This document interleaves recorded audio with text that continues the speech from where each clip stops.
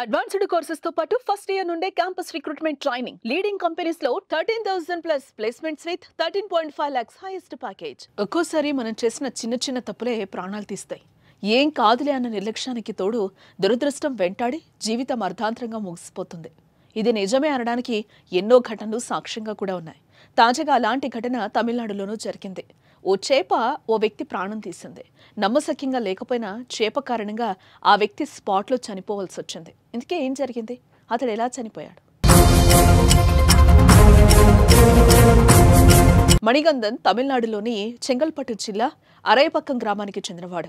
29 ఏళ్లు కలిగిన మణిగంధన్ చేపలు పట్టే అలవాటుంది. ఈ క్రమంలోనే మంగళవారం మధురాంతకం ప్రాంతంలో చేపలు వేటకు వెళ్లాడు మణిగంధన్.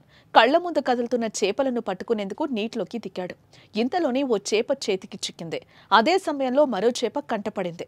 వెంటనే మణిగంధన్ చేతిలో ఉన్న చేపను నోట్లో పెట్టి రెండో దాన్ని పట్టుకునేందుకు ప్రయత్నించాడు. అదే అతడు చేసిన అతిపెద్ద తప్పు. బతికున్న చేపను నోట్లో మణిగంధన్ పెట్టుకోవడంతో అది కాస్త లోపలికి జారిపోయి ఊపిరాడక ఉక్కిరిబిక్కిరయ్యాడు.